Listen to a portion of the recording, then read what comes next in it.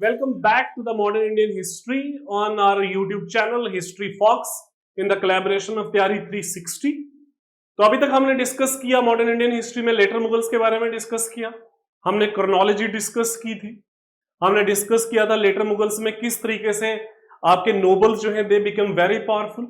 हमने डिस्कस किया battle of Karnal discuss किया था, हमने नादिर शाह के बारे में डिस्कस किया, हमने अहमद शाह अब्दाली के बारे में डिस्कस किया, हमने ये डिस्कस किया कि मुगल के डिक्लाइन के रीजंस क्या हैं। तो आज हम डिस्कस करेंगे another important lecture that is the conquest of Bengal. Before going to start, जिन लोगों ने अभी हमारा चैनल सब्सक्राइब नहीं किया हुआ है please subscribe our channel History Fox and प्यारे 360, और जितने लोगों के साथ शेयर किया जाए उतना कम है because these lectures are very very important. तो मैक्सिमम लोगों के साथ शेयर करो and of course these are the complete package. ये ऐसा नहीं है कि इन लेक्चर्स के बाद आपको एटलीस्ट प्रीलिमिनरी और मेंस दोनों को कैटर करेगा ये, ठीक है।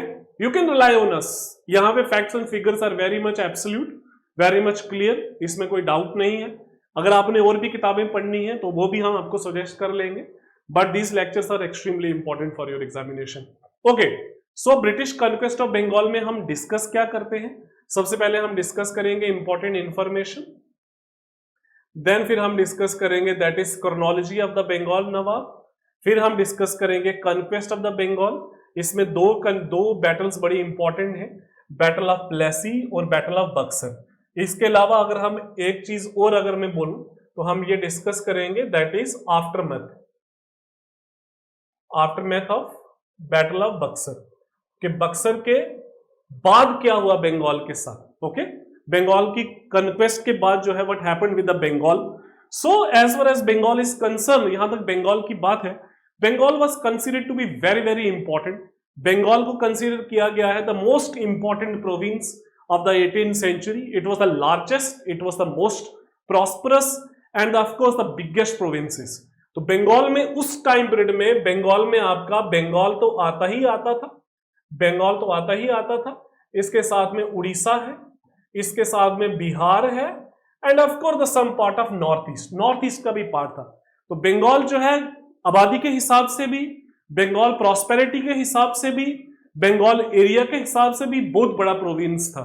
और that is one of the reason, जब हम आजादी की लड़ाई की बात करते हैं, जब इंडियन नेशनल मूवमेंट की बात करते हैं, तो Bengal played the most crucial role. So Bengal was not easy to handle, Bengal को हैंडल करना बड़ा मुश्किल था, अंग्रेजों के लिए भी बड़ा मुश्किल था। And of course after independence आप बंगाल की अगर आप हिस्ट्री देखोगे तो बंगाल और सेंटर की कभी अलाइनमेंट बड़ी इजीली स्टैब्लिश नहीं हुई है, चाहे जैसे आज की डेट में टीएमसी का रूल है, जैसे उसके पहले लेफ्ट का रूल था। So it was not easy for any government to control the Bengal. Bengal इतना वाइब्रेंसी है, Bengal was so dynamic. Okay, so अगर हम बंगाल की अगर हम बात करें तो बंगाल से अगर हम शुरू से बात करें तो we need to understand the chronology of the Bengal. Bengal की हम बात करें तो से सपोज शुरू से अगर हम बात करते हैं, if we start from here, say suppose अगर हम मुगल एम्पायर की ही बात करें तो से suppose in 1631 Shah Shuja drove out the Portuguese and was appointed as a governor of Bengal. So who was Shah Shuja? So Shah Shuja was son of, you can say that he was son of Shah Jahan. तो 17th century से पहले 17th century में तो बंगाल का ruler कौन था? बंगाल का जो है जब औरंगजेब रूल करने के लिए आया तो who was the governor of Bengal, that was the Shah Shuja. Shah Shuja Aurangzeb का बड़ा भाई था, उससे बड़े दारा शिकोह थे। ओके, देन फ्रॉम 1631 से 51 Shuja gave permission to East India Company, trade permit दिया गया at the annual price of 3000 per year. Why so? Because there was a British official, Mr. Boughton. He played a very crucial role. He was successful in acquiring such privileges. तो शाह शुजा ने जो है उनको थोड़ा सा एक ट्रेडिंग प्रिविलेज जो है वो दे दी गई। So from 1651 onwards Hooghly, Kasimbazar, Patna, Rajmahal, britisher जो है कुछ ड्यूटीज पे करनी पड़ती थी जिसको उनको पसंद नहीं था, बट इन ड्यूटीज के in return of these duties they enjoyed a lot of trading privileges. So in 1862 there was British versus Mughal conflict हो गए बंगाल में। Shaista Khan was then the governor of Bengal during the time period of Shah, during the time period of Aurangzeb. तो शाहिस्ता खान ने English forces को बड़े easily defeat किया। Okay, then in 1888 से 90 Anglo Mughal war हुई, Anglo Mughal war. Also known as that is a child war, जिसमें Hooghly was completely destroyed by the Mughals. Mughals were so powerful, Mughals इतने powerful थे कि ईस्ट इंडिया कंपनी उनके सामने कुछ नहीं थी, इसलिए उस वॉर को क्या बोलते हैं, बच्चों की वॉर बोलते हैं, चाइल्ड वॉर बोलते हैं उस टाइम उसको। Then in 1690 east India Company ने क्या किया, फोर्ट विलियम स्टैब्लिश किया बाय जॉब दैट इज चारनोक। तो उसने कहां पे किया, सतनोती में किया। तो चंद्रनौगोर जो है at the same time French east India company की एक काइंड ऑफ साइट थी, सेटलमेंट थी इन Bengal. In 1696-98, there was a reaction by the local zamindar against the East India Company. Why? Because there was the beginning of fortification of Fort William. Villages दिए गए थे east India company को 3, सतनोती, गोविंदपुर और कालीकता। ये कालीकता कलकत्ता है और कोलकाता है। तो ये जो ईस्ट इंडिया कंपनी का ये जो आपका फोर्ट विलियम है जो हेडक्वार्टर था, तो बेसिकली यहाँ पे 3 गांव को जो है वो मिला के जो है वो सेटलमेंट थी, Sutanuti, Govindpur and Calicut. In 1698 establish factories establish की गई कासिम बाजार पटना में। एंड फाइनली इन 1707 में औरंगजेब के टाइम पीरियड में Murshid Quli Khan was appointed as a governor, जिसके अंदर ही बाद में लेटेस्ट स्टेजेस में बंगाल जो है, Bengal became a independent state. Bengal एक इंडिपेंडेंट स्टेट आपका जो है वो यहाँ पे बन जाता है। तो यहाँ पे इंपॉर्टेंट क्या चीजें हैं, यहाँ पे इंपॉर्टेंट है that was the child war, that was between the Mughal forces and the East India company.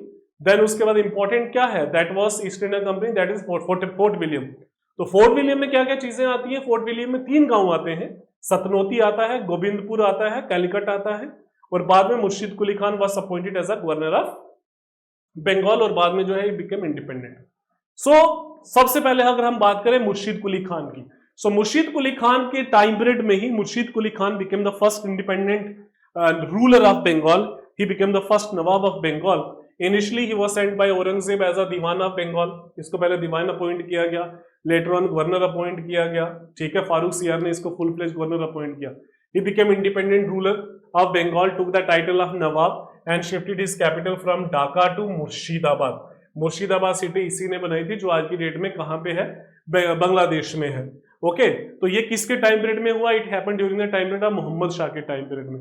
To rationalise revenue collection he adopted 2 methods, converted all jagir to the khalisa land. Khalisa land कौन सी होती है, खालिसा वो लैंड होती है जो डायरेक्ट सेंटर के under होती है, मतलब डायरेक्ट रूलर के पास जो जमीन की सारी जागीर जो है उसने अपने पास में रख दी।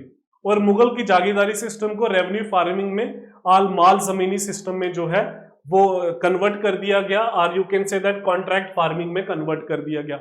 इजारादारी सिस्टम, रेवेन्यू फार्मिंग, माल जमानी सिस्टम, ये वो था कि जो जितना ज्यादा रेवेन्यू देगा उसी को ही अ काइंड ऑफ कॉन्ट्रैक्ट दे दिया जाएगा। तो अल्टीमेटली रिजल्ट क्या निकला, अल्टीमेटली रिजल्ट ये निकला, जो फार्मर्स थे, जो पीजेंट्स थे, उनकी कंडीशन जो है वो थोड़ी सी खराब हो गई। Under him the old hereditary zamindars were largely extinct and the new capitalist class emerge, जिसको हम बोलते हैं दैट द जगत सेठ्स, मनी लेंडर क्लास जो है वो आ गई, एक नए जो है क्या काइंड ऑफ कैपिटलिस्ट क्लास आ गई बंगाल में। After 1717 Bengal links with Delhi was limited to sending only a kind of revenue, सिर्फ एनुअल रेवेन्यू जो है वही देते थे, उसके बाद बंगाल का और दिल्ली के साथ कोई लिंक नहीं रहा। Indeed he was the last governor appointed by the Mughal emperor, Mughal emperor का जो है he was the last governor जिसको अपॉइंट किया गया। Then after death of Murshid Quli Khan, उसका जो सन इन लॉ है वो अपॉइंट किया गया, बट इसके बाद जो है Sarfaraz Khan became the ruler. Sarfaraz Khan जो है, अगेन सरफराज खान ने कुछ देर तक रूल किया, but he was also inefficient, he was deposed by and killed by Alivardi Khan. Alivardi Khan ने जो है इसको डिपोज किया, और अलीवर्दी खान ने एक बैटल ऑफ घेरिया हुआ, और उसमें Alivardi Khan became the ruler. Alivardi Khan royal family की बैकग्राउंड से नहीं आता था। अलीवर्दी खान जो है मुर्शीद कुली खान, सरफराज खान और जिसको आप बोल सकते हो सुजाउद्दीन की फैमिली से नहीं आता था। He was a deputy governor of Bengal, तो डिप्टी गवर्नर ऑफ बिहार था। तो Alivardi Khan was supported by so many nobles कि भाई for the welfare of the Bengal जो है हम जो है अलीवर्दी खान को सपोर्ट करेंगे, and ultimately he became the ruler. He became the nawab with the support of Mir Jafar and banking family of Jagat Seths. पैसा वैसा उन्हीं से मिला। ड्यूरिंग हिज टाइम पीरियड में एनुअल ट्रिब्यूट मुगल एम्पायर को जो पहले दी जाती थी, जैसे हमने ये लास्ट क्लास में, ये लास्ट फेज में डिस्कस किया गया है, ये भी बिल्कुल बंद हो जाती है यहाँ पे।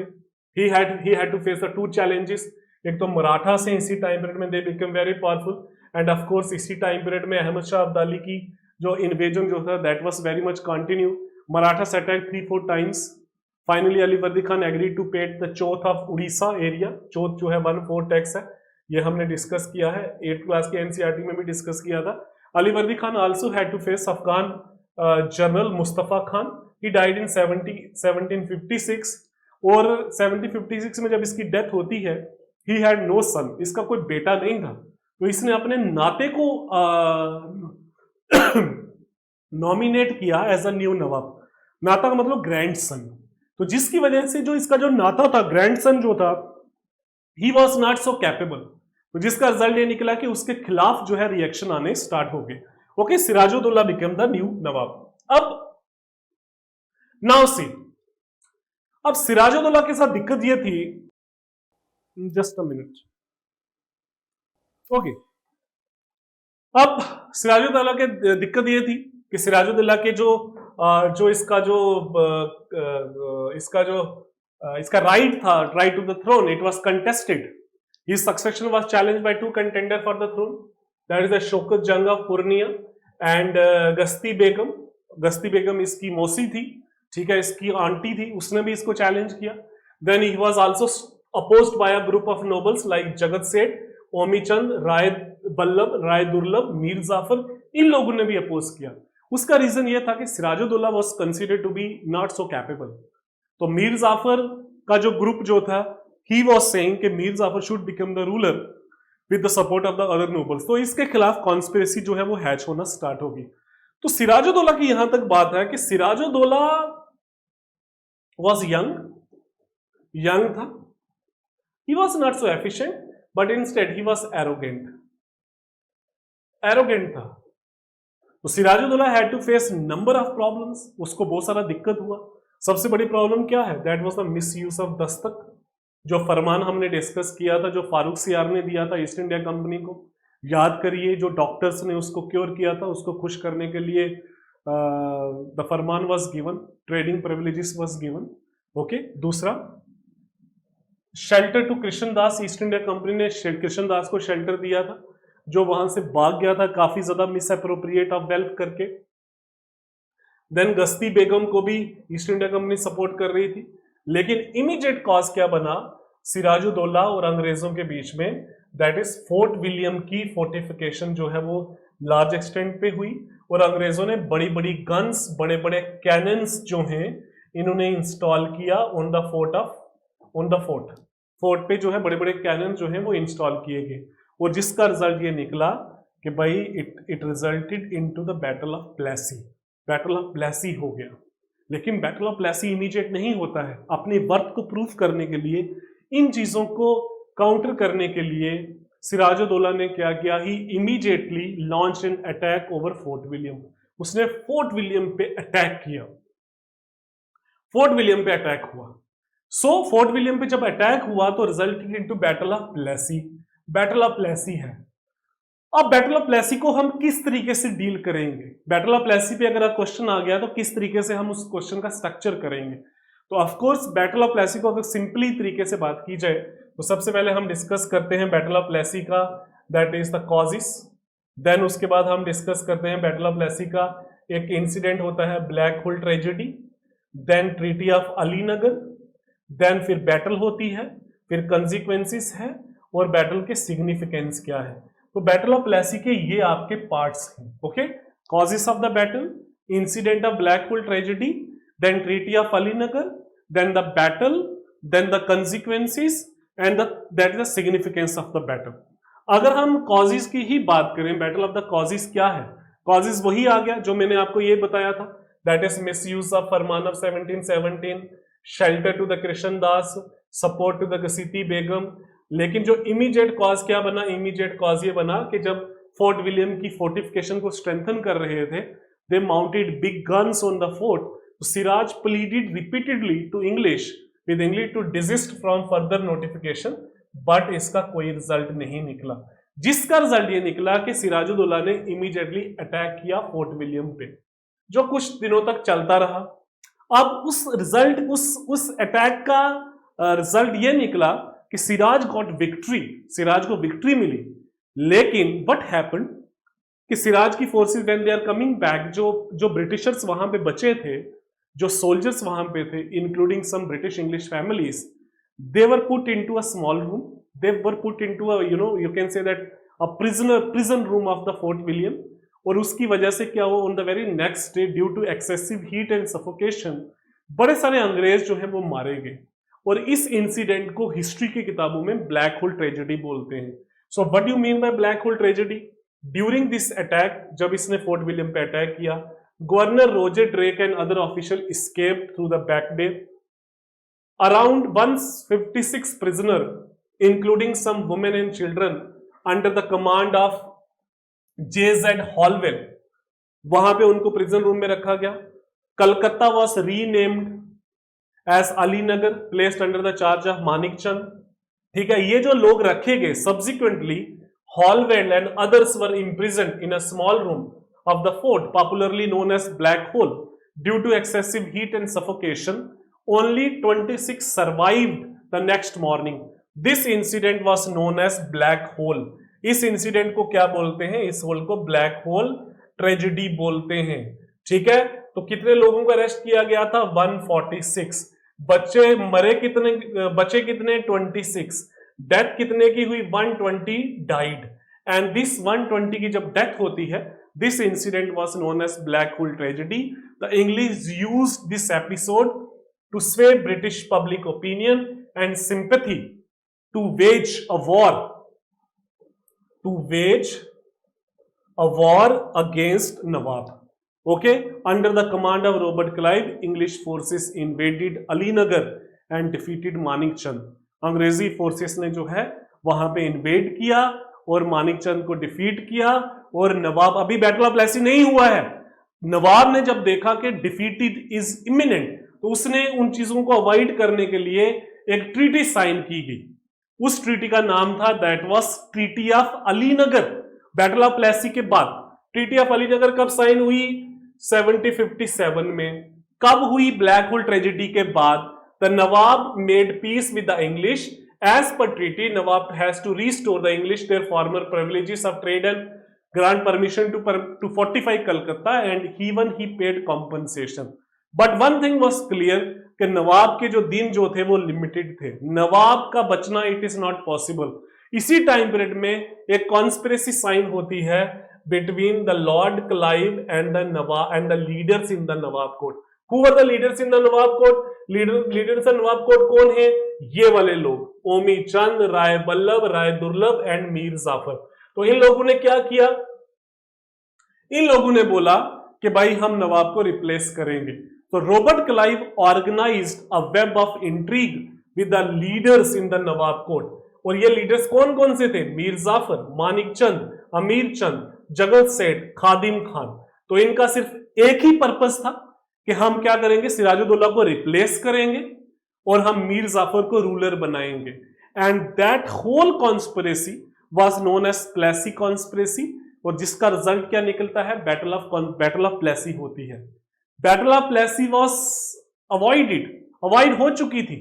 इसको साइडलाइन कर दिया था नवाब ने जब ट्रीटी ऑफ अलीनगर साइन हुई थी। Nawab surrender everything, but in the meantime a conspiracy was hatched. एक कॉन्स्पिरेसी हैच की गई। उस कॉन्स्पिरेसी के लीडर कौन थे? मीर जाफर, मानिकचंद, अमीर चंद, जगत सेठ, खादिम Khan.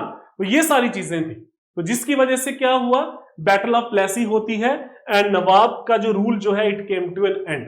Okay, so battle of Plassey कब हुई? बैटल ऑफ प्लेसी हुई 23 जून 1757।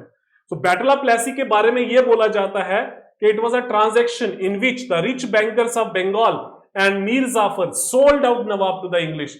जिसमें नवाब को जो है वो बेच दिया जाता है।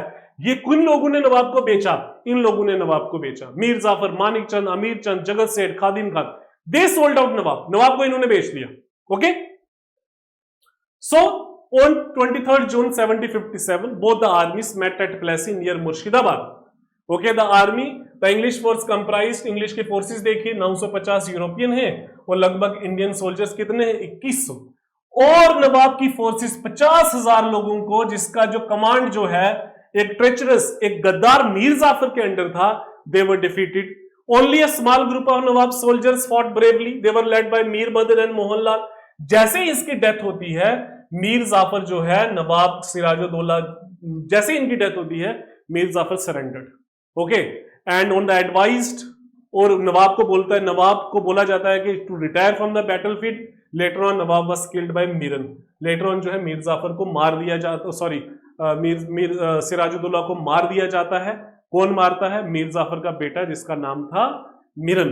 सो मीर जाफर जो है he was a real culprit, he was a real villain, Mir Jafar in the battle of Plassey. Battle of Plassey में जो है मेन कल्प्रिट जो है वो कौन है? वो क्या है? वो मीर जाफर था, ओके, मीर जाफर था। तो बैटल ऑफ प्लेसी के बाद क्या होता है? अंग्रेज जो हैं, अंग्रेज बिकेम अ डोमिनेट फोर्स, अंग्रेज जो हैं दे बिकेम वेरी पावरफुल, और आपके जो इंडियन सोल्जर्स हैं, इंडियन जो नवाब जो हैं, they were at the mercy of the British empire, वो ब्रिटिश एम्पायर की मर्सी पे चले जो हैं, okay.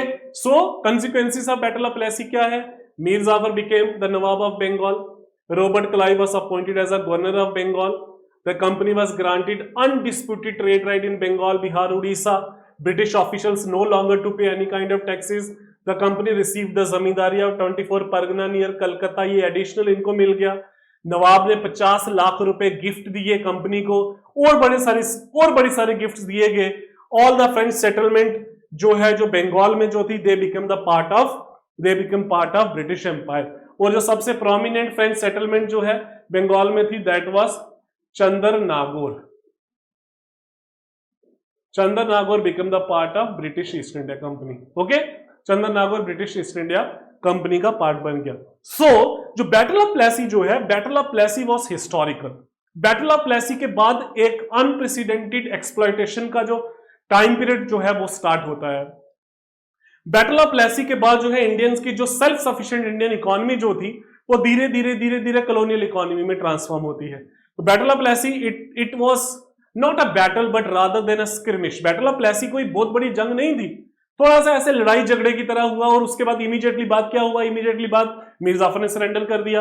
More than the might of the British, it was a treachery of the Nawab's confidant that decided the fate of the battle of the Plassey. It was a battle with far reaching consequences. तो इसका result क्या निकला? British became the king makers, transformation in the position of East India company. East India company जो पहले trading company थी, East India company अब क्या बन गई? मिलिट्री कंपनी बन गई। ईस्ट इंडिया कंपनी एक पॉलिटिकल कंपनी बन गई। सो इसके बारे में बोला जाता है, there was no battle with such a consequences, with such in which the consequences were so vast, so immediate and so permanent. The Battle of Plassey was followed by a night of eternal gloom for India. तो ये अलग अलग scholars ने battle of Plassey के बारे में लिखा गया है। देन अब हम बात करते हैं कि what happened after the battle of Plassey. Battle of Plassey के बाद क्या हुआ? मीर जाफर रूलर बन गया। क्या मीर जाफर सक्सेसफुल रूलर था? No, he was not successful ruler. Mir Jafar जो है, he could not satisfy the greed of the east India company. East India company की ग्रीड को वो सेटिस्फाइड कर ही नहीं पाया। उसने ईस्ट इंडिया कंपनी को इतनी प्रिविलेजेस देगी, they were demanding more, they were demanding more, they were expecting more, they were expecting more than before. तो जिसका रिजल्ट ये निकला, Mir Jafar became the nawab after the battle of Plassey, but he could not met the aspiration of the Britishers as their greed knew no limits. Immediately after his succession, Mir Jafar began to face some serious problems. Mir Jafar को बड़ी सारी दिक्कत हुई। मीर जाफर को क्या दिक्कत हुई? Some zamindar refuse to accept him as a ruler. Mir Jafar also suspected the loyalty of some of his soldier.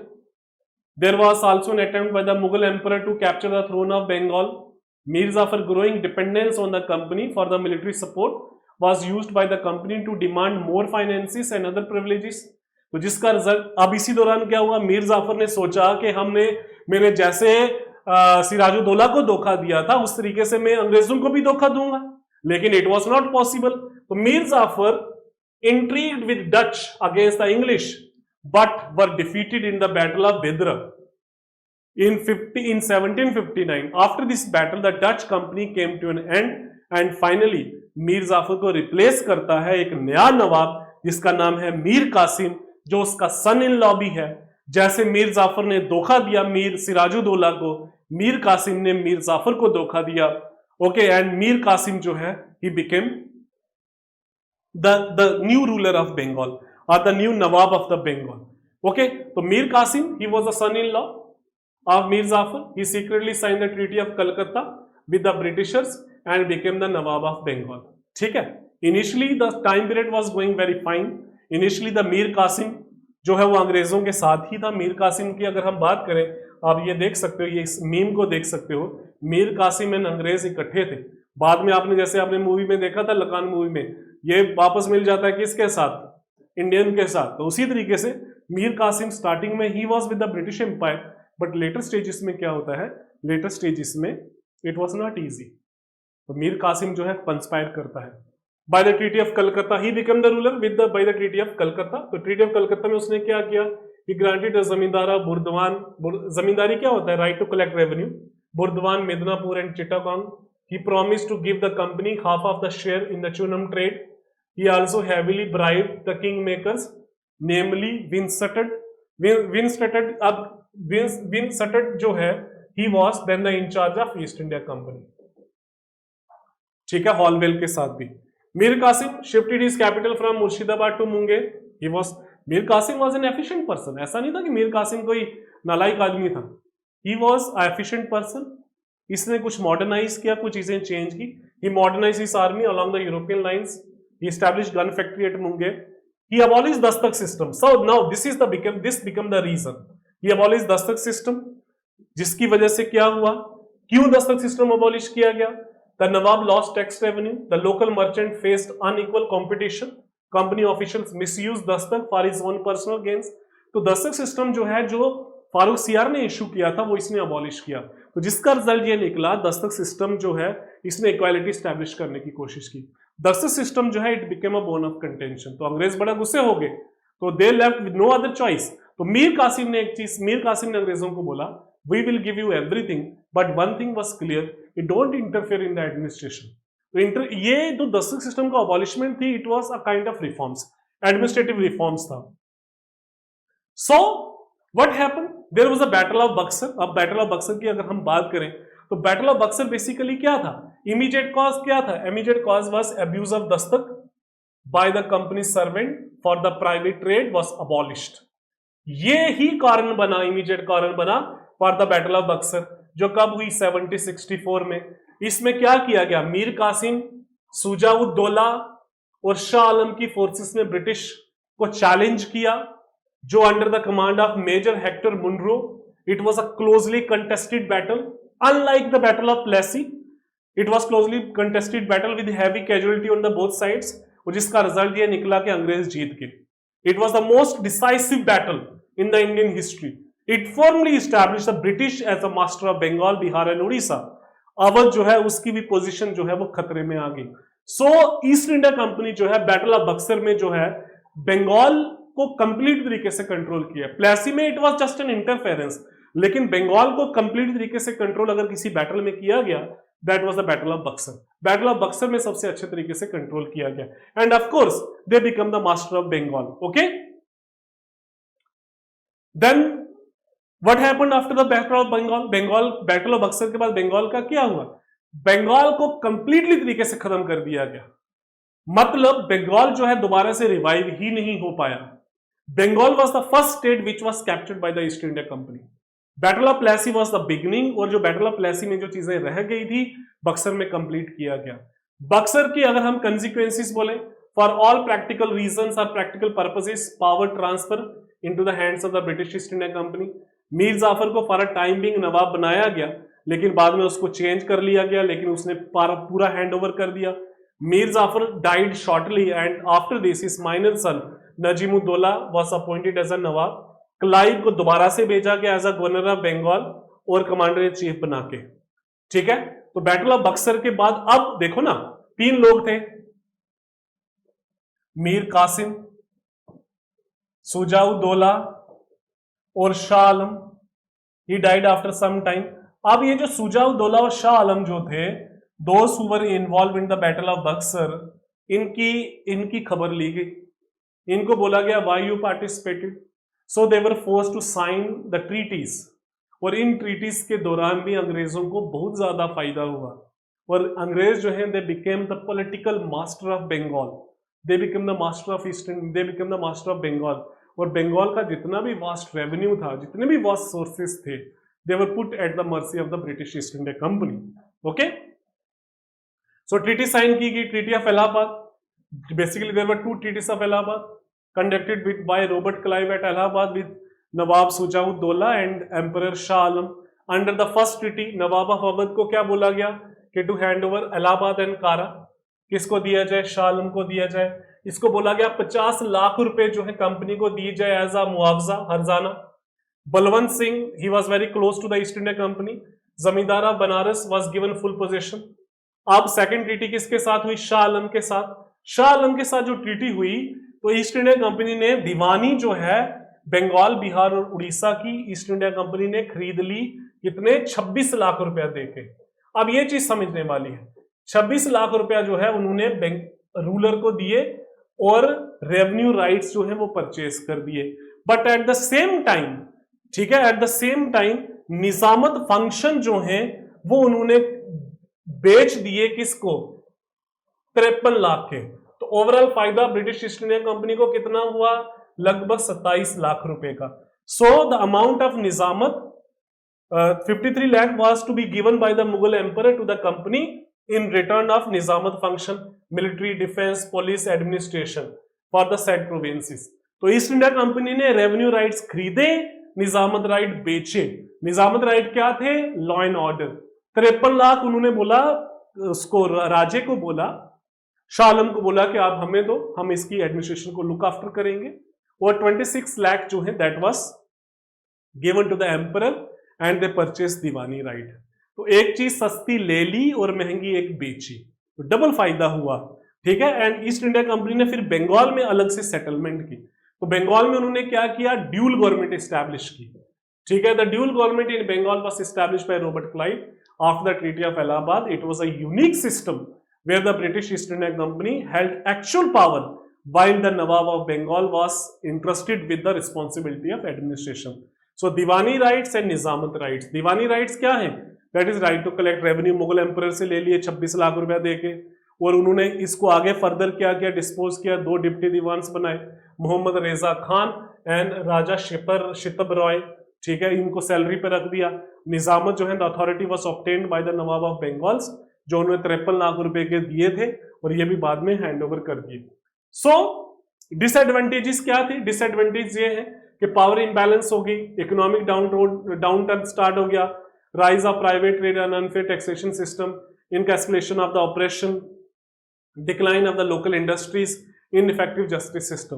तो आपका जो डिसएडवांटेज लोकल ड्यूल गवर्नमेंट का क्या है कि अंग्रेजों ने सारे रेवेन्यू राइट्स ले लिए लेकिन कोई भी लॉ एंड ऑर्डर की रिस्पॉन्सिबिलिटी नहीं ली. तो इसका सिस्टम क्या है, प्राइवेट ट्रेड जो है वो स्टार्ट हो गया.